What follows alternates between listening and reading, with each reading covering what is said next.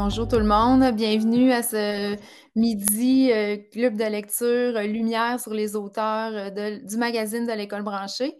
On est réunis ici ce midi pour parler de notre numéro d'automne qui s'intitule Éduquer à la cybersécurité, naviguer entre défis et opportunités, parce que c'est bien là tous les enjeux en fait de la cybersécurité, c'est qu'on a de gros défis à faire face d'un côté, mais il y a aussi des belles opportunités qui se présentent à nous. Donc, juste avant de commencer officiellement avec nos auteurs, ben, je vous montre, vous voyez à l'écran là, la couverture du magazine. Donc, je vous reparle un petit peu là, de ce qu'on retrouve dans ce magazine. Donc, vraiment des articles qui rappellent que la cybersécurité, c'est avant tout un enjeu humain. Donc, c'est pour ça qu'on jugeait vraiment important de s'attarder à cette thématique-là. Puis, je voulais attirer votre attention sur les pages centrales. Il y avait José Godet, l'auteur de ces pages-là, qui devait se joindre à nous ce midi. Je ne la vois pas encore pour l'instant, mais j'attire quand même votre attention sur ces pages-là. C'est une démarche qui est en cours, en fait, au Nouveau-Brunswick, dans le district scolaire francophone Nord-Est. Donc, ils ont vraiment mis en place tout un programme là, sur la cybercitoyenneté avec des badges. Je ne sais pas si vous voyez bien à l'écran, là, mais il y en a 8. Donc, des badges, des activités qui sont proposées aux écoles, aux enseignants. Et donc, au fur et à mesure où les enseignants réalisent des activités autour des thématiques, ils vont recueillir des badges avec leurs élèves. Et donc, ça fait d'eux des citoyens un peu plus euh, résilients, responsables et alertes dans le numérique. Donc, on trouvait que c'est vraiment une belle initiative à vous partager. Puis, tous les documents là, peuvent être partagés. Donc, n'hésitez pas à communiquer avec eux au district Franco-Nord-Est si vous voulez en savoir plus. Donc, ben, sans plus tarder, on va y aller avec nos auteurs qui vont peut-être un petit peu plus prendre la parole. On n'avait pas déterminé d'ordre, là, fait que je vais y aller en l'ordre que je vois dans mon écran. Donc, on a eu l'occasion dans ce numéro-ci là, d'accueillir parmi nos collaborateurs Roberto Gauvin. Donc, c'est toi l'heureux élu pour commencer. Roberto qui nous vient du Nouveau-Brunswick, mais qui aussi là, roule sa bosse, je dirais, un peu partout au Canada francophone. Puis, ben, Roberto, je pense que ça fait déjà quelques années là, que tu t'intéressais à la cybersécurité et aussi plus particulièrement dans les derniers mois ou années avec l'organisme Labo Créatif là, qu'on connaît ici, là, qui commence à être connu un peu partout au Canada, qui a même certains envie dans les autres provinces en se disant qu'on devrait avoir ça. Donc, ben, peut-être en quelques mots, là, si tu veux nous présenter ton article, c'était quoi l'objet là, de l'article, puis si tu veux ajouter des choses aussi là, de par ton expérience en lien avec la cybersécurité. Je te dirais là, un petit 10 minutes là, pour commencer, puis on va y aller avec la discussion aussi là, par la suite. Bon, ben, merci beaucoup, Martine. Bonjour tout le monde. Ça me fait plaisir d'être là aujourd'hui. Et puis, évidemment, il y a des visages que je reconnais aussi. On a eu la chance de se croiser avec le temps. Euh, mon parcours de cybersécurité en éducation a commencé en 2018.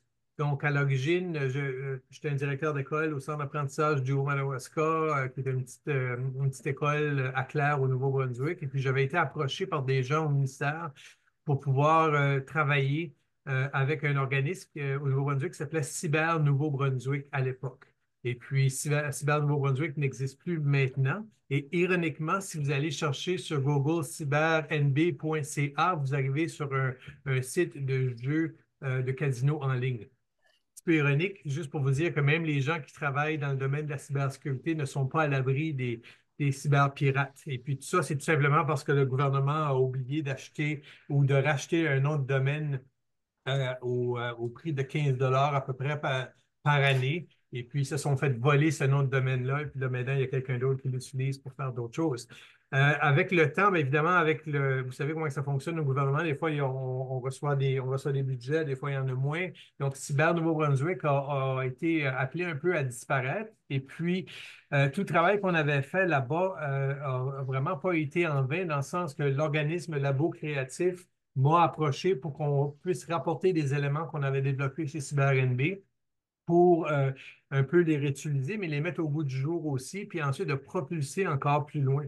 Parce que vous le savez, je pense Martine l'a mis en entrée de jeu, c'est pas un sujet qui est toujours très, très populaire au niveau des écoles, au niveau du personnel enseignant, au niveau des personnes enseignantes. Souvent, on ne se sent pas peut-être compétent pour pouvoir faire de la cybersécurité avec nos élèves. Et puis, je pense que la question à se poser comme personne enseignante, c'est si nous, on ne le fait pas à l'école, qui est-ce qui va le faire?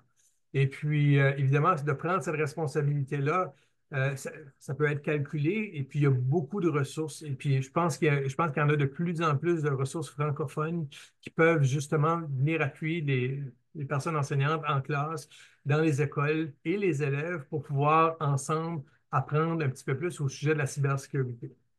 Avant que j'oublie, j'avais aussi participé au développement d'une formation avec CAD 21 qui s'appelle Éduquer à la cybersécurité. Et puis, je suis heureux de vous dire que Labo Créatif a pris le relais, donc comme partenaire avec CAD 21. Et puis, cet été, on a un peu la formation Éduquer à la cybersécurité un peu 2.0 dans le sens elle a été revisitée pour s'assurer qu'on avait en place tous les éléments actuels par rapport aux besoins de cybersécurité dans les écoles. Donc, ça, avec Code 21, probablement que vous êtes déjà à l'aise avec cet organisme-là. La formation existe. Et puis, j'ai entendu entre les branches que c'est une des formations qui est le plus populaire Oui. présentement avec le nombre de badges qui a été donné. Donc, ça veut dire qu'il y a un besoin. Et puis, je pense que les gens se posent beaucoup de questions par rapport à l'utilisation de la cybersécurité à l'école. Je donne souvent des formations, puis je rencontre des gens un peu partout. Et puis, je leur dis souvent, ben, si on le fait à l'école avec nos élèves, je pense que l'élément principal ou important à se souvenir, c'est tout ce qu'on apprend, ben, on l'utilise avec nos jeunes, on développe des compétences, mais ce qui est intéressant, c'est qu'on peut tout utiliser ça en dehors de notre travail aussi.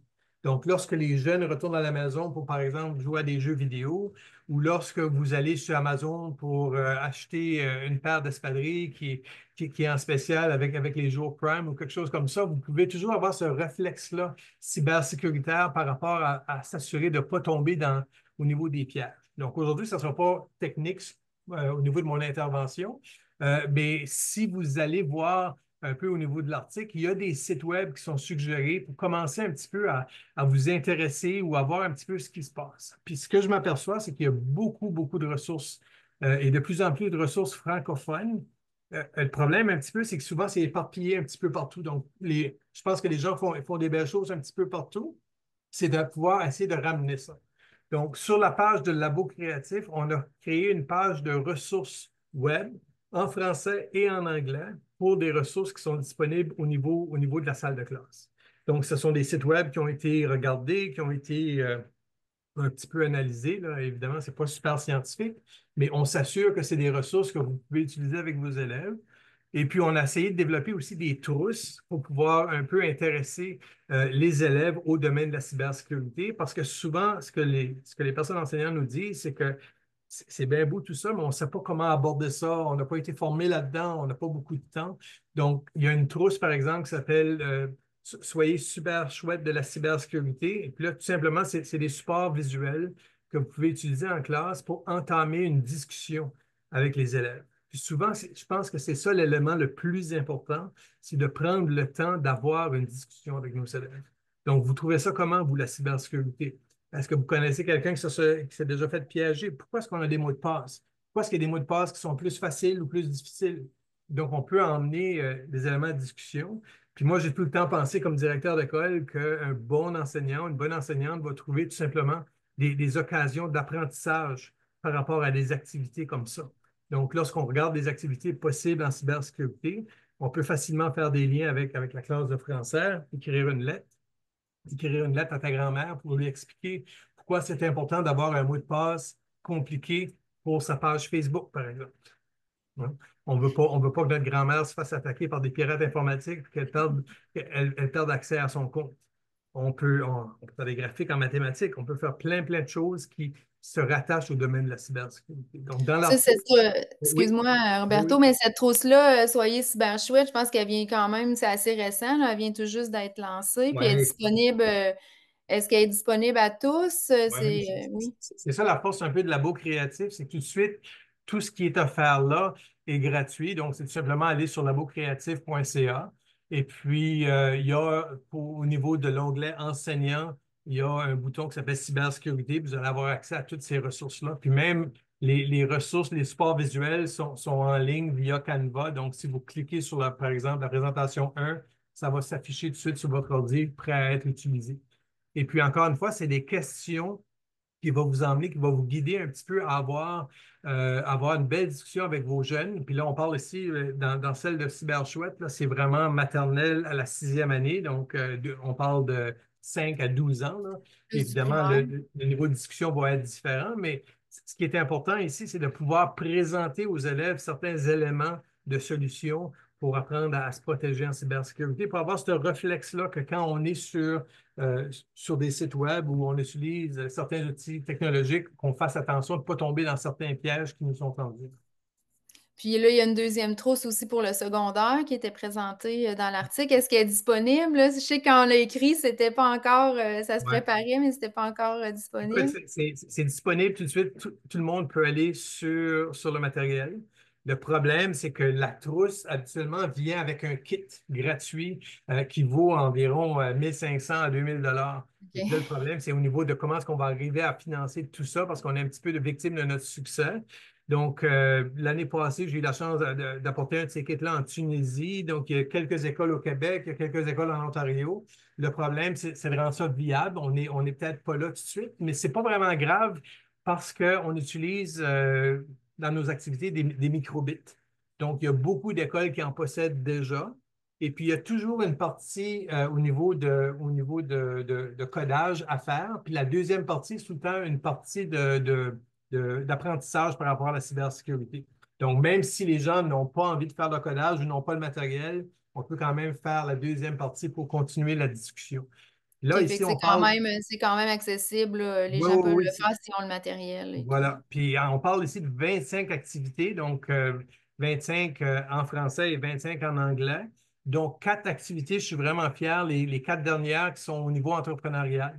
Donc, on guide ici les enseignants, les élèves qui veulent, par exemple, commencer une micro-entreprise par rapport à recycler des vieux ordinateurs ou devenir une firme de consultation en cybersécurité ou fabriquer des robots ou, au niveau de l'Internet des objets. Donc, ici, on donne vraiment j'aime pas utiliser le mot livre de recettes, là, mais on donne des pistes pour pouvoir justement aider. Parce que dans vos écoles, vous avez des jeunes qui sont allumés au niveau de la cybersécurité, qui en font, puis vous ne le savez peut-être même pas.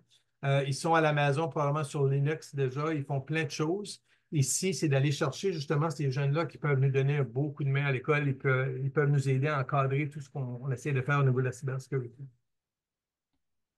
C'est bon.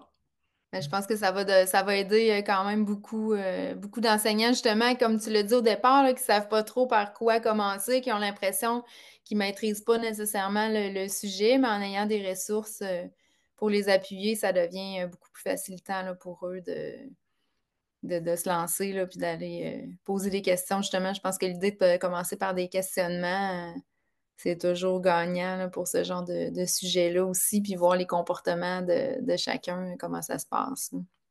Et juste pour terminer, ben, ça s'en va pas, hein. Donc, avec l'intelligence artificielle qui s'en vient, ce qu'on va voir, c'est que de plus en plus de tactiques des personnes qui vont faire du piratage, euh, à notre sauvegarde, l'intelligence artificielle peut nous aider justement à Mhm. contrer ces attaques-là aussi, mais ça marche, c'est un peu comme un jeu du chat et à la souris, là. Donc, il faut être prévoyant.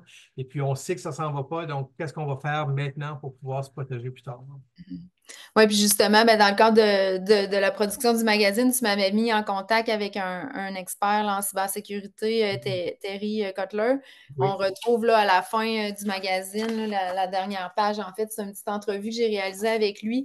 Puis c'est vraiment ce qu'il disait, en fait, là, c'est qu'avec l'intelligence artificielle, c'est un peu la cybersécurité sur les stéroïdes, là. C'était vraiment son expression en disant, ben, autant l'intelligence artificielle peut nous aider à détecter des cas de fraude et tout, mais ça permet aux fraudeurs d'aller plus vite aussi. Fait que les enjeux sont de plus en plus grands, là, et on peut jamais prendre pour acquis qu'on a solutionné, qu'on sait tout, là, dans le fond, dans ce domaine-là. C'est sûr que ça peut donner le vertige à certains, mais Ouais. c'est un peu ça. Et le contraire, ne rien faire peut le donner encore plus aussi, là. Oui, oui, oui, Puis oui. Terry Cutler, justement, c'est une personne qu'on appelle un chapeau blanc de la cybersécurité. Donc, c'est une personne qui a beaucoup de connaissances, mais il utilise ses connaissances pour faire le bien. Donc, en anglais, on utilise souvent l'expression ethical hacker. Donc, c'est le Mhm. genre de personne qu'une compagnie va engager pour faire ce qu'on appelle des tests de pénétration pour vérifier si les systèmes sont corrects ou pas. Puis il dit que ça prend à peu près 30 secondes, une minute, puis habituellement, il peut rentrer assez facilement. Hey, c'est pas long. S'il ne rentre pas, ben, à ce moment-là, il va sur le lieu d'entreprise, il se fait passer pour une personne qui veut être embauchée, puis il laisse des petites clés de mémoire un peu partout dans les salles de bain. Il dit, ça prend à peu près une heure et demie, il y a quelqu'un qui a trouvé ça par terre, il plante ça dans son ordi, puis il va rentrer dans le réseau. Donc, c'est juste pour vous dire que nous, on n'est pas habitués à ce monde-là. Et puis, on peut être une personne d'intérêt, même si on est à une salle de classe, puis on enseigne un niveau primaire, dans le sens où vous êtes peut-être marié à un PDG ou quelqu'un qui travaille dans une grande compagnie, et puis on veut vous utiliser pour avoir accès à quelqu'un d'autre. Donc, on a plein d'affaires avec l'ingénierie sociale qu'on ne pense pas, mais ça peut être très intéressant d'en discuter avec les élèves. Je sais pas s'il y a des gens ben, dans l'assistance, s'il y a des gens qui veulent intervenir, commenter, poser des questions, des réflexions et tout. Je lance la perche. C'est toujours possible là, d'intervenir au fur et à mesure de la discussion. Juste dire que c'était super intéressant puis que je suis contente de voir qu'il y a de la prévention qui se fait au niveau des écoles primaires, puis qu'il y a ce genre de matériel-là qui sont offerts au niveau des écoles primaires. Moi, ça m'encourage dans mon travail à me dire que la prévention se fait petit à petit au niveau des plus petits. Et je vais mettre dans le chat un lien PDF et puis ça va vous emmener à une affiche que si vous voulez imprimer, vous pouvez le mettre dans vos classes, si vous voulez le mettre dans le salon du personnel ou quelque chose comme ça. Puis il y a plein d'autres ressources comme ça chez Labo Créatif et ailleurs.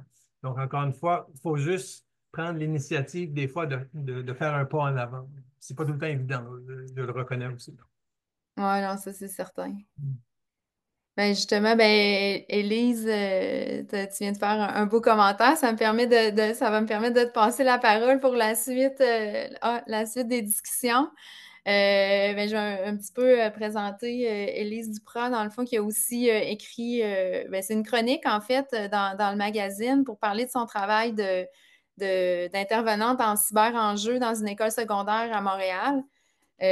Moi, j'avais vu un article là, dans le Journal de Québec, je pense que c'était le printemps dernier, là, ça fait déjà plusieurs mois, où on avait parlé là, du travail qu'Élise fait au quotidien dans l'école. Puis j'avais dit qu'il faut absolument qu'on diffuse aussi son travail dans le réseau parce que je pense qu'encore à ce jour, tu es pas mal la seule à occuper ce genre de poste-là, vraiment dédié là, à être une intervenante en lien vraiment avec les cyber en Oui. jeu dans une école secondaire. Fait que, tu sais, je pense que ça va aussi être intéressant. Ben, c'est ce que tu racontes dans ton texte, en fait, c'est ton travail, mais peut-être si tu veux le partager aussi un peu avec nous. Puis c'est d'autres choses de nouveau là, depuis qu'on avait écrit l'article, depuis que tu avais écrit l'article qu'on Ben, s'était parlé. effectivement, ben, dans le fond, je suis intervenante en cyber-enjeu. Je suis, à ce que je sache, la seule intervenante en cyber présentement au Québec. Euh, Ça n'existe pas, c'est pas quelque chose qui existe présentement dans les écoles. Je travaille dans une école secondaire de 1567 élèves. Présentement, je suis intervenante de secondaire 1 à 5. Donc, je fais de l'intervention en cyber au niveau de secondaire 1 à 5. Fait que je traite de tout ce qui est cyber-intimidation, droit à l'image. Donc, je fais un atelier en classe en secondaire 1. Donc, je suis à ma troisième année. Donc, secondaire 1 à 4 sont couverts. La première année, j'ai fait secondaire 1 et 2. Donc, j'en suis à ma troisième année. Donc, secondaire 1 à 4 sont couverts au niveau de notre école en droit à l'image pour savoir qu'est-ce qu'on a le droit de prendre en photo, partager sur les réseaux sociaux. Euh, Puis on interdit formellement à tout le monde de prendre des photos et de prendre des vidéos à l'intérieur de nos murs au niveau scolaire, ce qui nous évite énormément de conflits au niveau de notre école.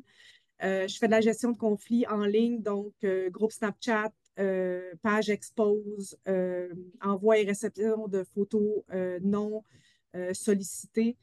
Euh, Évidemment, c'est moi qui est en charge des trousses sexto, donc c'est en collaboration avec la SPVM. Présentement, là, on a la trousse sexto, c'est moi qui est en charge présentement pour ça. Évidemment, on a d'autres intervenantes au niveau scolaire dans notre école qui sont formées et qui prennent mon relais si jamais je ne suis pas là ou indisponible. Et c'est moi qui fais aussi les évaluations en cyberdépendance. Donc, est-ce que j'ai besoin de vous dire que je suis très occupée? Euh, drôlement, ma première année, quand j'ai été engagée, je me suis demandé sérieusement si j'allais être occupée puis si j'allais trouver ma place dans une si grande école en tant qu'intervenante en cyber. Puis drôlement, je pense qu'au niveau du corps des professeurs, écoles. Je pense que j'ai su prendre ma place au niveau de l'intervention aussi. Puis euh, je, je, je vais prendre beaucoup de tout ce qui est cyber. Dans le fond, je délègue. Ils vont me déléguer tout ce travail-là. C'est ce qui va faire qu'ils vont pouvoir s'occuper vraiment beaucoup de nos anxieux, nos jeunes qui vont au jour le jour aller moins bien. Bien, ils n'auront pas besoin de s'occuper de tout ce qui est réseaux sociaux. C'est vraiment moi qui vais s'en occuper. Donc, ils sont capables d'avoir plus de facilité à se concentrer à leur travail si moi, je m'en occupe. C'est mon directeur, dans le fond, qui, suite au COVID, a vu une augmentation des conflits sur les réseaux sociaux, de la cyberintimidation, des comptes expose. On a tous vu une augmentation de ce genre de conflits-là sur les réseaux sociaux suite à nos confinements. Nos jeunes ont été confinés euh, et surtout nos jeunes du primaire. J'insiste beaucoup, beaucoup au niveau du primaire au Québec. On les a beaucoup délaissés pendant le COVID. Au niveau du secondaire, ils ont eu des cours en ligne, mais donc, il n'y avait pas nécessairement des cours soutenus avec des professeurs. Donc, ils ont été délaissés plus que nos grands. Donc, c'est eux présentement là, qui nous arrivent au secondaire présentement. Ils nous arrivent avec des façons de faire et un savoir-être sur Internet vraiment déficient. Ils ne savent pas comment se comporter sur Internet. Ils arrivent avec des comportements inadéquats. Euh, Dans le fond, ma façon de faire, c'est de faire de la prévention en classe. Je fais des ateliers en classe et j'essaie de défaire toutes ces façons de faire-là pour que notre école soit plus euh, sécuritaire et dans l'école, mais et à l'extérieur de l'école. Puis on sait tous que les conflits qui sont dans les écoles perdurent à l'extérieur de l'école, perdurent sur les réseaux sociaux, puis que c'est bien beau de dire, ben c'est sur les réseaux sociaux, ça nous concerne pas, on lève le tapis, on met ça en dessous, mais c'est pas vrai. Moi, le conflit qui commence à l'extérieur de l'école puis qui perdure sur les réseaux sociaux, je qualifie qu'il est tout aussi important que le conflit qui débute à l'école. Donc, c'est pour ça que mon directeur a qualifié que c'était important d'avoir quelqu'un qui s'occupe que de ça. Puis, on a dénoté depuis les 2 ans, dans le fond, j'ai fait 2 ans à temps plein, qu'on a une diminution présentement du taux de violence dans l'école. On a une diminution du taux de bagarre dans l'école. Je travaille dans l'ouest de la ville, donc on est à Verdun, l'école Monseigneur Richard, on est situé à Verdun. On est tout près de l'école Cavelier de la Salle, qui a un taux de violence absolument. Moi, on les entend souvent, là, il y a eu une bagarre, 2 bagarres, 3 bagarres par semaine. Euh, on est capable de dire ici qu'on a 1 à 2 bagarres par année. Donc, dans les 2 dernières années, on en a eu 1 à 2 dans les 2 dernières années où j'ai été ici, parce qu'on essaie de diminuer vraiment le taux de violence euh, qui perdure à l'extérieur. Donc, on fait vraiment beaucoup de prévention puis essayer de diminuer ça. Donc, à l'école et sur les réseaux sociaux. Donc, Ben, c'est on ça, essaie en fait, de dans le fond, travailler vraiment partout et en prévention. C'est ça, ton On fait travail n'est pas juste dans les murs de l'école, tu sais, c'est ça, là, c'est d'être présente aussi sur les réseaux sociaux, là, ça déborde Puis, aussi. tu sais, je vérifie les réseaux sociaux, mais tu sais, je suis aussi présente sur les réseaux sociaux. Puis, on me dit, oui, mais Élise, tu sais, des fois, tu réponds le soir. Ben oui, je réponds des fois le soir à un élève. Puis, après 2 ans de travail, je calcule encore que mon 5 minutes investi le soir est encore rentable parce que mon 5 minutes investi le soir me coûte beaucoup moins cher que d'attendre le lundi matin. Fait que mon 5 minutes, je le prends, je réponds à l'élève, je vais dire, bon, ben, écoute, euh, par exemple, Élodie, écoute, j'ai entendu ce que tu m'as dit, je te vois lundi matin, inquiète-toi pas, je vais aller voir envoie-moi les captures d'écran, je vais aller voir qu'est-ce qui se passe. On se voit lundi matin. Elle va être apaisée, elle va passer une belle fin de semaine. On se voit le lundi matin. Que d'avoir une Élodie qui va rentrer à l'école, qui va être complètement dans l'émotion, qui va arriver ici, puis que là, ça va me prendre 1 heure et demie à l'apaiser.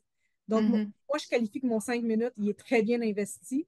Puis ma direction, elle trouve que de payer mon 5 minutes par-ci, par-là, qui va faire une demi-heure au bout du mois, est très rentable en temps supplémentaire que de me payer ici à 1 heure et demie, 2 heures l'intervention à chaque semaine, où là, j'aurai plus de temps finalement à faire toutes mes interventions. Donc, pour moi, c'est rentable. C'est sûr que je ramène un peu le travail à la maison, mais pour moi, mes élèves, euh, ils savent qu'ils sont entourés, ils sont sécurisés, ils savent très bien que je vais répondre. Puis, drôlement, les messages ont beaucoup diminué dans les derniers 6 mois parce qu'ils savent que je réponds rapidement. Puis le lendemain, on se voit. Mhm. Je vois que j'ai une Ouais, main puis c'est levée. la relation de confiance aussi qui s'établit, là, c'est ça Oh avec les oui. jeunes, j'imagine, là. Puis moi, j'ouvre mon bureau, les élèves viennent me voir le lendemain matin. Fait que souvent, ils me disent Allô, Élise, je viens te voir demain matin. Puis ça s'arrête là, j'ai même plus besoin de répondre. Fait que, tu sais, ils savent déjà qu'à 8 heures, je vais ouvrir ma porte, ils viennent m'attendre dans ma porte. Fait que, tu sais, j'ai instauré vraiment un réseau de confiance où ils savent qu'ils m'écrivent. Des fois, je regarde le message, je fais parfait, je t'attends demain matin. C'est même plus 5 minutes, c'est rendu 1 minute.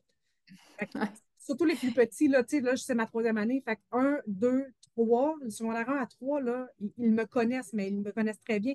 Ils viennent chiller dans mon bureau, là. C'est bon. C'est rendu le chilling spot. J'ai une main levée. Oui, oui, c'est ça. Je voyais Alex qui avait levé la main. Peut-être si tu voulais intervenir. Ben moi, ça, tu sais, si tu as terminé, dans le fond. Oui, oui, mais Ok, vas-y. Allez-y. parfait. Oui. Ben, c'est ça, premièrement, en tant que parent, je suis vraiment content de voir que cette ressource-là existe. Étant moi-même résident de Verdun, Monseigneur Richard, c'est une école qu'on envisage pour notre plus jeune. Donc, c'est vraiment super. Puis c'est aussi que, ben, chez Cybercap, on fait pas exactement ça parce qu'on n'est pas des intervenants, mais on fait déjà des formations dans les écoles aussi. Donc, c'est bien de voir aussi qu'il y a cette implication-là d'intervention directement auprès des jeunes. Nous autres, on est vraiment plus en mode prévention avec. En fait, on commence notre 4e année là-dedans. Où est-ce qu'on. C'est ça, on va parler des différents enjeux, justement, l'espérance, l'intimidation, des trucs comme ça. Ça rejoint un peu aussi les sujets que Roberto a amenés, les sensibiliser aux cybermenaces, tout ça. Euh, donc, excusez-moi, je me suis un peu perdu. Fait que c'est ça, c'est des thématiques qu'on va recouper. Surtout cette année, là, on a vraiment diversifié les différentes activités qu'on va faire. Je ne sais pas si je peux prendre un moment pour le présenter, si tout le monde connaît bien Cybercap. Ouais, tu peux peut-être en parler un peu aussi, OK, là. parfait, super. Donc, l'organisme, ça fait longtemps qu'on existe. On a une présence en classe depuis 2018, puis ça fait depuis 2021 qu'on fait des ateliers de sensibilisation en cybersécurité, justement. Au long, l'atelier s'appelle Sensibilisation à la citoyenneté à l'ère du numérique et cybersécurité. Mais si on va aborder différents aspects comme ça. Donc, tu sais, qu'est-ce qui est partagé en ligne, l'impact que ça a pour moi, mais aussi pour les autres. La persévérance du contenu en ligne également, c'est un contenu qu'on va apporter parce que oui, là, maintenant, ils peuvent publier des vidéos, par exemple, faire des pages expose, mais l'affaire, c'est que ça reste longtemps, puis ça peut être archivé, on peut capter ça. Donc, il y a toutes ces sensibilisations-là aussi qu'on va faire de notre côté. Donc voilà, je ne sais pas si mes collègues veulent, Noémie ou mes restreintes veulent Je veux venir juste compléter répondre là-dessus. à Stéphanie. Je n'ai pas commencé à former. Je t'ai vu réagir en haut. C'est drôle. J'ai pas commencé à former d'autres intervenants. J'ai eu un parcours quand même. J'ai eu un drôle de parcours dans le sens que moi, c'est un changement de carrière. Je sais pas, c'est pas ça, pantoute. C'est pas un changement de carrière. J'étais maman à la maison, donc j'ai vraiment remanié. J'étais fleuriste de formation, j'étais dans les arts, puis j'ai vraiment décidé d'aller dans l'intervention. Donc, je suis vraiment retournée à l'école très sur le tard. Puis, j'étais en stage au YMCA, Alternative Suspension, à Pointe-Saint-Charles à côté. C'est comme ça que je suis rentrée comme dans l'école à force de ramener des élèves à l'école. C'est comme ça que j'ai été engagée à la commission scolaire Marguerite Bourgeois parce que moi, je viens de l'Est. Donc, je ne suis même pas une fille de l'Ouest. J'habite vraiment proche du stade. Moi, c'est ma troisième année dans la commission scolaire Marguerite Bourgeois. J'ai obtenu un poste en mai dernier. Puis, pour l'instant, on parle beaucoup de moi au sein de la commission scolaire, vu que c'est un poste qui n'existe pas, puis que je suis partie de zéro. Donc, tous les ateliers que j'offre, présentement, je fais le droit à l'image, je fais un atelier en sciences 2.0 qui est un atelier d'organisation parce qu'ils utilisent l'ordinateur en tout temps. Ils ont un ordinateur avec eux dans le cadre de leur programme. Fait que je leur montre comment s'organiser, d'avoir toujours la batterie chargée, mais je leur fais aussi un atelier de savoir-être, donc comment se comporter sur les réseaux sociaux, si on trouve la session de quelqu'un ouverte et blablabla. Donc, ça, c'est un nouvel atelier que je donne cette année et que j'offre aussi à ceux qui ont euh, la mesure 3810, donc ceux qui ont les ordinateurs pour Les aides technologiques, les là, aides dans le fond. technologiques, oui, merci. Puis, donc, ça, c'est un nouvel atelier que je fais, mais tu sais, c'est tous des ateliers que je pars de zéro. Donc, il y a pas de littérature sur le droit à l'image au Québec. Il n'y a pas rien sur le savoir-être sur Internet. Tu sais, on va taper une étiquette, oui, mais il n'y a pas d'atelier sur le savoir-être pour nos adolescents. Fait que tout ce que je fais, dans le fond, je le pars de zéro. Fait que chaque atelier, c'est une création que je pars de zéro et que je construis petit à petit. Là, on voit que Science 2.0, le savoir-être, on devrait l'offrir à tous nos secondaires 1 aussi. Mais là, ben, Élise, elle peut pas se séparer en deux, puis en trois. Fait que là, on se demande bien comment je pourrais offrir autant d'ateliers parce que là, c'est ça, je vais offrir comme 3 ateliers par année, un qui est comme en deux, mais tu sais, ça fait comme beaucoup de choses. Puis, je fais la semaine sans écran une fois par année. Je présente une pièce de théâtre. Euh, je fais énormément de choses au sein de l'école. Fait que ça fait que ça prendrait d'autres Élise dans d'autres écoles. Puis éventuellement, ben oui, pour former d'autres intervenantes, ça se pourrait que ça me soit demandé, mais pour ça, il va falloir qu'il y ait des heures qui me soient données, que j'aie le droit d'être libérée d'ici pour aller ailleurs. Mais pour le moment, évidemment, je pense que la commission scolaire en parle parce qu'ils veulent avoir des intervenants probablement ailleurs. Cavalier de la Salle aimerait beaucoup avoir une intervenante comme ça. J'imagine. Ben, J'imagine. la direction a parlé, le directeur de là-bas a parlé avec ma direction ici, puis eux là-bas ont énormément de problématiques au niveau du droit à l'image, là, photos dans les toilettes. Donc, puis vous voyez ici, nous, on n'a même pas de problématique de photos. C'est au minimum, là, on n'en a pratiquement plus. Fait que, tu sais, il s'agit de faire de la prévention, puis que toute l'équipe école se mette tout ensemble à appliquer la même chose, la même mesure. Puis on a vu une diminution vraiment beaucoup des prises de photos, puis du partage. Puis quand on a une page expose qui sort, ben, les élèves viennent me voir. Élise, on a une Ouais. page expose sur Instagram, qu'est-ce qu'on fait? Donc, oui, éventuellement, j'aimerais ça. J'aimerais beaucoup ça, terminer ma carrière. Tu sais, je viens de commencer, ça fait pas longtemps, c'est ma troisième année en tant qu'intervenante. Donc, je suis une toute jeune intervenante, même si je ne suis pas toute jeune, mais je suis une toute jeune intervenante encore.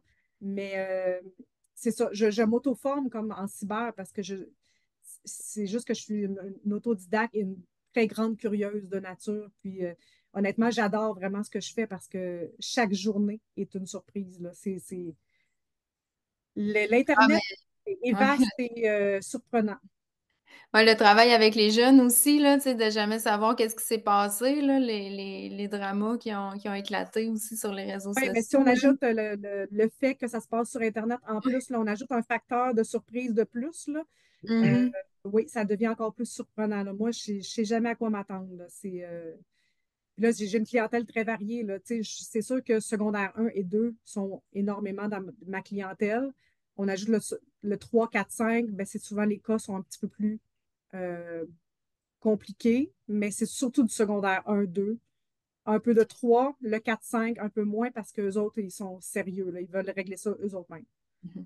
Ben, tu sais, ça démontre l'importance de faire la prévention aussi dès le départ, là, parce que tu vois l'impact, là, parce que si ça n'avait pas d'impact, il y aurait autant de cas vers la fin, là, vers les Oui, secondaires 3, 4, 5, là.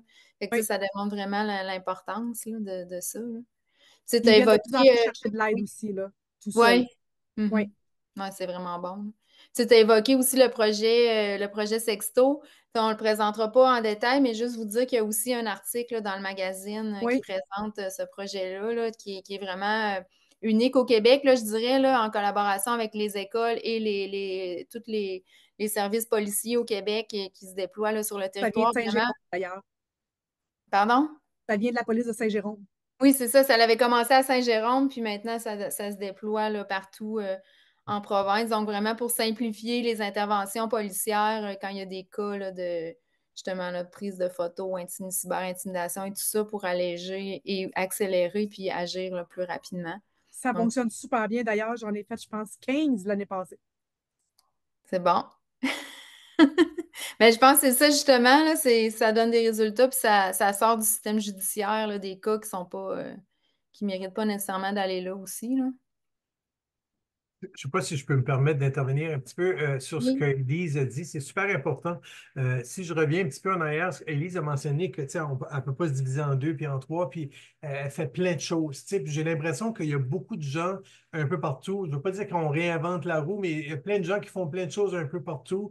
On regardait l'initiative du Nord-Est au Nouveau-Brunswick, qui se font avec les badges et tout. Donc, de là, l'importance de travailler ensemble. On est plus fort si on travaille ensemble. Euh, Puis souvent, on parle de la pauvreté, on aimerait éliminer la pauvreté. C'est un peu utopique, oui, on aimerait, mais on peut avoir un effet sur la pauvreté. Je pense qu'on peut avoir un effet aussi sur la cybersécurité.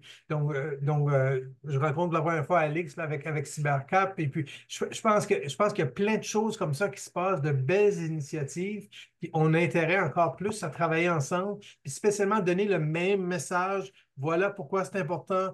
Voilà pourquoi qu'on fait ça dans telle école, voici pourquoi on fait ça à l'école branchée, voici pourquoi Cadre 21 fait quelque chose. Bien, évidemment, c'est pour avoir un effet sur l'ensemble. Et puis, évidemment, ça va prendre du temps. Puis le problème, c'est qu'à mesure qu'on s'en vient bon, bien, on trouve quelque chose d'autre qui va remplacer ou qui va nous donner d'autres défis. Donc, il faut tout le temps être à jour. Donc, de là, l'importance de demeurer à jour et puis de travailler ensemble. Et en tout cas, moi, ce que je vois, je suis vraiment content de voir qu'il y a des belles initiatives comme ça qui se font un peu partout. C'est trouver la façon maintenant de les célébrer et de les faire connaître aussi qui va être le défi. Oui, c'est ça, de diffuser encore plus là, partout là, Mhm. tout ce qui se fait, là. C'est clair. Puis tu me disais, est-ce qu'il y a quelque chose de nouveau depuis qu'on s'est parlé? Ben, je serai en conférence le 6 décembre avec Conférence Connexion le 6 décembre prochain. C'est où ça, Conférence Ben, ça Connexion? va être en ligne et à la Grande OK. Bibliothèque de Montréal. OK. Donc, on va être à l'affût de ça. C'est sûr qu'on va. C'est un grand événement, là, je vous le dis, j'ai la chair de poule parce que ça va être devant 200 personnes. Ça va être... Mais là, je me dis, j'ai fait LCN, je devrais arrêter de stresser. Là, LCN, c'était des millions de personnes. Fait que fixe, j'arrête pas de me dire, tu as fait LCN, 200 personnes, c'est rien. Puis là, on Mais t'a entendu ici ce midi, là, puis tu fais très bien ça. oui, mais c'est reste que 200 personnes Oui, dans une grande oui, en salle, personne. Ouais. c'est autre chose. Puis là, il faut que je me prépare, puis je vois ça comme le Mont Everest. Mais oui, mais c'est parce que je suis passionnée de ce que je fais aussi, là, parce que je trouve que ça a sa place, puis nos jeunes méritent d'avoir la prévention, puis de ne Tout à pas se fait. ramasser dans les dédales d'Internet, là.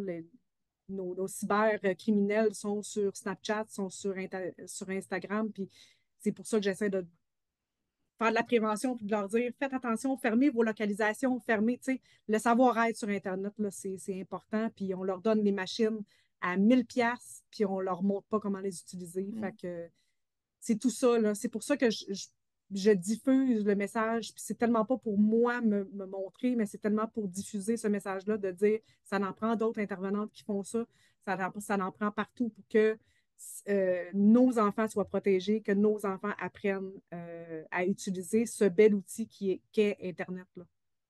Vraiment. Ben, c'est un beau mot de conclusion pour ton intervention. Merci. Merci beaucoup Merci. d'avoir été là avec nous ce Merci. midi. Puis ben, maintenant, on va changer complètement de sujet. Je vais passer la parole à notre prochaine intervenante, Judith Martel, du Centre de services scolaires des Mille-Îles. Dans le fond, qui va nous parler, ben oui, la cybersécurité, ça entre aussi. On a beaucoup parlé des jeunes et des élèves, mais là, on va tomber un petit peu plus du côté du personnel, autant enseignant que tout le personnel au complet. Donc, Judith, qui avait rédigé avec Maryse, je pense, oui, Maryse, sa collègue Maryse Rancourt, dans un article pour présenter toute la démarche là, de gouvernance de l'information, de mise en place là, de systèmes justement de partage, de gestion là, de la documentation au centre de services scolaires. Donc, je te cède la parole, Judith, pour nous en dire un peu plus sur cette superbe démarche aussi. C'est bon, merci Martine pour le préambule. Ça m'enlève un petit peu les mots de la bouche. Donc, je voulais mettre la table en disant effectivement là, que j'entends les différents intervenants parler là, des interventions auprès des élèves. Donc, c'est très important, mais on oublie peut-être la quantité d'informations, de renseignements personnels qui passent entre les mains des différents acteurs là, du milieu scolaire, direction, secrétaire, la technicienne en service de garde, pour ne nommer que ceux-là. Là, j'exclus les services administratifs aussi. Donc, dans cette optique-là, le projet de la gouvernance là, dont je faisais mention dans l'article au Centre de services scolaires des Mille-Îles, sur la rive nord de Montréal, donc avec les obligations là, les nouvelles dispositions là, de la loi 25, le resserrement justement de la protection des renseignements personnels. Donc, on a mis sur pied un environnement infonuagique, ce qu'on appelait nos portails d'équipe, donc à l'aide de l'application SharePoint là, de Microsoft. Donc, des environnements infonuagiques qui tiennent, là, c'est un gabarit et on fournit à toutes les unités administratives de notre centre de service. Juste pour vous situer à l'échelle un peu, là, c'est 13 écoles secondaires, 63 écoles primaires, 7 centres pour adultes et on a 9 services administratifs. Donc, c'est quand même 93 unités administratives pour lesquelles là, on déploie cette solution-là. Et dans le cadre du projet de la gouvernance, bien, on vient baliser là, justement l'utilisation des différents environnements de travail. Donc, le Google Disk pour les enseignants, ils vont l'utiliser pour la pédagogie. Donc, on va dire aucun renseignement personnel dans ces disques partagés-là. Donc, par exemple, et là, le portail d'équipe SharePoint bien, vient s'inscrire là-dedans. Donc, on ajoute cet environnement-là, mais pour la gestion des documents administratifs, parce que c'est à hauteur variable. Il y a des gens qui utilisent beaucoup la clé USB. On sait que c'est risqué. Là. Tout à l'heure, M. Gauvin en glissait un mot. Là. Il y a beaucoup de secrétaires de direction qui vont avoir des listes d'élèves, des portraits de classe avec une multitude de renseignements personnels enregistrés sur leur bureau d'ordinateur, dans leur OneDrive personnel, en fait, leur OneDrive professionnel, mais quand même, s'ils quittent l'organisation, l'information, elle n'est pas transférable, ou en tout cas, on perd l'information. Donc, dans une des prémices, c'est vraiment de s'assurer que l'information, elle est sécurisée dans un environnement qui est collaboratif et qu'il y a une plus grande pérennité, donc, parce que ce n'est pas l'employé qui décide finalement dans quel répertoire-là il va travailler les documents administratifs. Donc, dans cette optique-là, je reviens à notre fameux portail. Donc, dans cet environnement-là infonuagique, c'est composé de plusieurs sites distincts et les sites, il y a des sécurités différentes établies. Donc, par exemple, il pourrait y avoir un site, c'est juste pour la direction. Un autre site, c'est pour les gestionnaires. Un autre site pour la gestion de l'école. Donc là, les secrétaires ont accès aussi. Donc, dépendamment de ces sites-là, donc, l'information qu'on vient y travailler concerne uniquement le personnel qui est ciblé. Je m'excuse, je parle un petit peu, j'ai un peu décousu, je ne sais pas si vous me suivez. Là. Normalement, ça fait l'objet d'une formation de 3 heures, donc j'essaie de condenser ça en 8 minutes. C'est pas évident.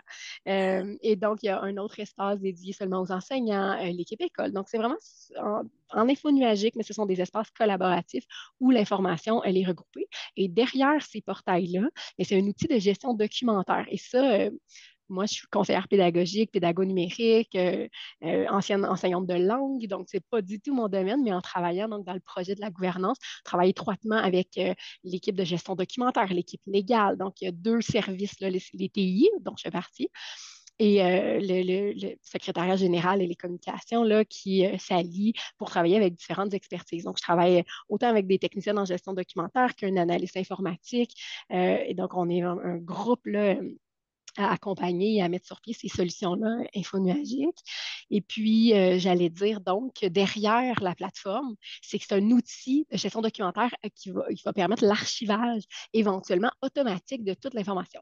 Donc, je travaille un document. Moi, je n'ai pas besoin de savoir, je dis toujours commun des mortels que nous sommes, on ne sait pas si le document, on n'est pas tenu légalement par notre organisation, par les lois, de conserver, dont le dossier de l'élève, là, je dis n'importe quoi, mais ça peut être à vie, là, la conservation. Et donc, en proposant cette interface-là, il y a déjà des petites bibliothèques codifiées qui renvoient à notre plan de classement.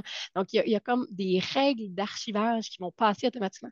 Donc, pour la pérennité de l'information, pour la valeur archivistique, pour la sécurité, pour l'accessibilité aussi, parce que je ne l'ai pas dit, mais au niveau de l'accès à ces sites-là, par exemple, je travaille dans une école secondaire. J'entre sur la paye comme enseignante à cette école-là, ben, la journée d'octroi d'entrée en poste, j'ai accès à mon environnement parce que les accès sont octroyés à l'aide des groupes de sécurité Microsoft, des groupes qui vont puiser à même là, les données à la paye. Donc, c'est dynamique. Un employé quitte, il perd ses accès la journée qu'il quitte. Donc, ça, c'est un grand gain au niveau de la sécurité de l'information. Donc, ne peut plus partager à qui veut là, un document qui, par erreur, pourrait contenir des renseignements personnels. Donc, tout ça est bien balisé. Le partage à l'externe n'est pas possible. Donc, on a d'autres sites là, pour le partage aux parents, les sites publics. Donc, on vient, dans le projet de la gouvernance, ajouter je dis toujours ce joueur-là ou ce pion-là sur la table de jeu. Là, on vient ajouter le portail, mais on vient baliser par le fait même toutes les utilisations finalement des autres environnements. Donc, c'est sûr que ça ébranle. On Mais doit. j'imagine, excuse-moi, Oui, Judith, mais ben, j'imagine que ça a été allez-y. vraiment un travail de moine, là, de tout, tu sais, tu parles de Tout tous les ça. sites, de tout, ouais. Il y a eu un projet pilote, il y a eu 3 écoles primaires là, parce qu'on a débuté là, en déployant ces portails-là. Là, maintenant, c'est fonctionnel. Les 63 écoles primaires, direction, secrétaire, le personnel scolaire. Donc, ils ont tous été formés Ben, c'est ça, j'imagine, il y a eu de la ils vont. formation, Ouais, hein. c'est ça, j'en parle un peu dans l'article, là, les différentes modalités. On a essayé plein de choses. En fait, on offre vraiment une diversité de modalités de formation. Donc, autant des auto-formations en ligne, sur LinkedIn Learning, entre autres. Puis sinon, des plages vraiment pour débutants. On offre des questions-réponses spontanées pour soutenir. Donc, on a vraiment mis en place une offre assez complète d'accompagnement pour cette clientèle-là, parce que là, c'est le primaire. Mais dès janvier, là, hop, les 13 écoles secondaires y passent et au travers de ça, on déploie aussi pour tous les services administratifs. Donc, les RH, tout ça. Là, Fait donc, que c'est ça là que vous demande. êtes rendu, là, dans le fond, vous êtes rendu à déployer le secondaire et les Ça autres. demande, oui, puis ça demande une concertation vraiment étroite. Donc, dans la gestion du projet, on est des gens, comme je disais, de plusieurs services, de plusieurs disciplines. Mais il faut s'allier. Là, si l'analyste informatique a de la misère avec son script, il y a des erreurs. Mais là, ça retarde le processus de la configuration. Après ça, nous, notre accompagnement découle de ça. Donc, c'est vraiment une grosse machine qui roule et c'est lancé. Puis, ça va bon train. On se rend compte quand même que les habiletés numériques ou informatiques des gens sont c'est à hauteur variable, mais il y a beaucoup de rattrapage à faire. Donc, on est 2 conseillères pédagogiques dédiées au projet là, à 100%. On sait qu'on a pour plusieurs années encore à Ouais. accompagner tout ce monde-là dans ces changements de pratique. Juste l'info nuagique, c'est pas quelque chose qui est connu et maîtrisé par tous. Donc, c'est des beaux défis. Mais tout ça, ultimement, c'est pour uniformiser les pratiques, vraiment avoir une meilleure gestion, une meilleure gouvernance de notre information. Oui, ben c'est ça, c'était mentionné aussi là, dans l'article, en faisant l'accompagnement, vous vous rendez compte là, de toute l'échelle, là, la variabilité là, des habiletés technologiques là, chez les gens, mais de manière générale, c'est quoi l'accueil qui est fait là, quand vous arrivez dans un milieu? Ben, en fait, comme c'est un gros changement organisationnel, prescrit. Je veux dire, c'est obligatoire, ce virage infonuagique-là. Nous, c'est la plateforme qu'on a choisie, donc c'est sûr que ça peut faire réagir aussi, puis on fait face, mais il faut gérer le changement. On est dans ce changement, puis on a tendance à vouloir gérer un petit peu les réactions par rapport à ce qu'on dit, les habiletés, on forme. Il faut aborder le changement comme étant un objet en tant que tel. Donc, on était un petit peu là, comme conseillère pédagogique, un peu, je ne vais pas dire spécialiste, là, mais de la gestion du changement, mais on est assez outillé pour faire face à ça. Les réactions sont c'est à hauteur variable, mais c'est qu'il faut vraiment, donc les éléments clés du projet, il faut vraiment former les gens, les prendre main dans la main dès le début et que les équipes soient fortes. Former juste une secrétaire et qu'elle soit super hot si sa direction n'embarque pas, elle ne se sent pas à l'aise, là, ça ne fonctionne pas. Donc, on essaie vraiment là, et on s'ajuste. Là, comme là, pour notre stratégie, on a essayé plein de choses, mais là, quand on va déployer au secondaire, on a une autre stratégie qu'on va mettre en place. On va aller sur place, former les écoles, parce que là, ce qu'on avait offert finalement, c'est à hauteur variable. Hein. Les gens ne peuvent pas s'inscrire, c'est difficile de sortir de leur milieu, avoir des libérations, il y a une pénurie de personnel. Donc, on s'ajuste, mais de façon générale, les gens qui l'utilisent sont satisfaits, mais on ne se leurre pas, c'est un gros changement. C'est une il faut vraiment bien les accompagner. On pense qu'on fait un bon travail à être là, temps plein pour eux, mais c'est sûr qu'il y a d'autres enjeux, d'autres contraintes au niveau du temps notamment. Les secrétaires, et avec raison, là, se plaignent beaucoup qu'elles ont une surcharge de travail. Et donc là, ben, pour répondre à ça, parce qu'on les sonde, là, je dis, on fait beaucoup de régulation aussi, on ne fait pas juste lancer ça, les rencontrer une fois, puis ben, bonne chance. Donc on régule, on s'ajuste, puis là, on va offrir d'autres modalités d'accompagnement parce qu'on est vraiment à l'affût là, de comment ça se passe sur le terrain.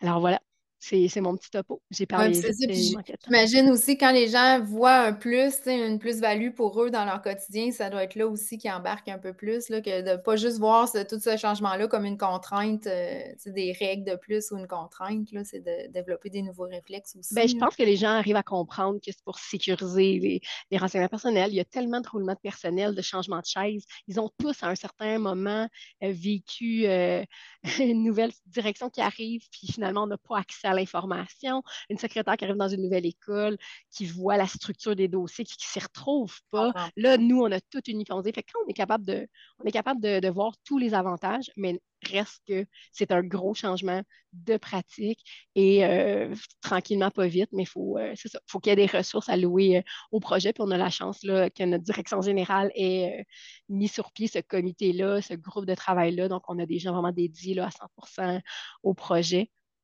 Ça va bon train jusqu'à maintenant.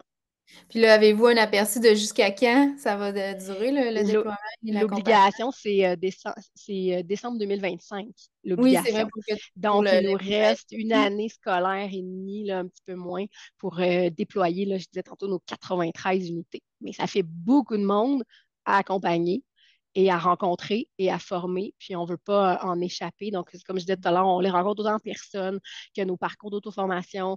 On offre des plages de soutien, qu'on est là, on est là, mais à un moment donné, malheureusement, des fois, il faut passer à la prochaine clientèle. Donc là, c'est l'enjeu du moment, c'est que les gens saisissent l'offre il n'y en aura jamais de bon temps, là, je conclurai en disant ça. Il n'y en aura jamais de bon temps pour un gros changement obligatoire comme ça, mais les gens, je pense qu'ils comprennent pour la plupart là, que c'est pas pour les embêter puis complexifier leur vie, c'est qu'ultimement, ça va simplifier. Donc, il faut juste donner le temps, puis on est vraiment dans une grosse gestion de changement, mais ça s'inscrit dans l'air du temps. Donc, la protection des renseignements personnels, notamment, là, il faut que le personnel administratif y contribue également. Oui, vraiment. Puis, tu sais, je pense que tu sais, on a parlé aussi au début, là, pour faire une petite boucle, mais tu sais, les pratiques que les gens mettent en place puis développent les réflexes dans leur contexte professionnel, ben ils vont les appliquer éventuellement aussi d'un côté personnel, tu sais, de faire plus attention aussi à ce qu'ils partagent en ligne et tout, là. J'imagine que ça peut avoir des répercussions aussi, là, de former les gens globalement au bout du compte, là. Oui, Que effectivement. c'est vraiment porteur. Ben oui, le temps file, là, il va être 13 heures. On avait commencé un petit peu en retard avec tous les problèmes techniques, mais je ne sais pas s'il y avait quelques personnes qui voulaient ajouter quelque chose avant qu'on conclue. Je sais que Marie-Astrid, tu dois quitter, donc au plaisir. Donc, ben, je vais remercier. Je ne sais pas, Roberto, tu as ouvert ton micro. Est-ce que tu voulais... Ben, écoute, je pourrais en parler pendant des heures. C'est juste que ce qui est intéressant ici de se rappeler, c'est que oui, on veut aider les jeunes, mais souvent on oublie d'aider les adultes aussi, hein, parce que c'est eux qui vont aider les jeunes. Donc, il faut pas les oublier. Puis souvent, les adultes se sentent dépassés. Puis souvent, le truc, c'est peut-être remettre des choses dans les mains des jeunes pour qu'eux nous expliquent comment le faire. On a tendance à vouloir être tout prêt avant d'en parler aux jeunes. Puis ça ne va jamais arriver, ça. On a des jeunes à la maison tout de suite qui font plein d'affaires qui pourraient nous surprendre, mais ils n'osent pas parce que c'est pas supposé ou c'est pas prévu. Et puis, c'est de changer un peu l'angle d'observation. C'est-à-dire que la cybersécurité, écoute, moi, je ne suis pas un expert. Vous êtes peut-être des experts, vous n'êtes peut-être pas, mais qu'est-ce que vous diriez comme projet qu'on apprenne ensemble à devenir des experts? Et puis souvent, lorsqu'on change ce rapport de force-là, en tout cas en cybersécurité, moi, ce que je vois, c'est que ça va dépasser nos attentes, dans le sens que les jeunes qui sont vraiment motivés et intéressés vont nous apprendre plein de choses, puis à leurs collègues aussi, là. Donc, il faut pas avoir peur, justement, de prendre ce temps-là. C'est pas du temps perdu, non. C'est super important de le faire. Puis encore une fois, si on ne le fait pas, qui est-ce qui va le faire? Oui, tout à fait. Je, Je pense je que... veux juste dire, excuse, Oui, vas-y. est-ce que je peux parler? Oui, C'est oui. Jolene Godette. Roberto, c'est fun de te revoir. Stéphanie, je t'ai Oui. vue aussi avec Maryse Bourgeois. Les autres, mais je suis contente de vous rencontrer. Puis, ce que j'ai écouté beaucoup, là. Puis, ce que j'aime dans tout ça, c'est tout changement, toute transformation qu'on vit maintenant. À la base, c'est toujours la personne humaine ou les humains qui sont dedans. Puis, quand on passe, puis, Judith, tu parlais beaucoup de la gestion du changement.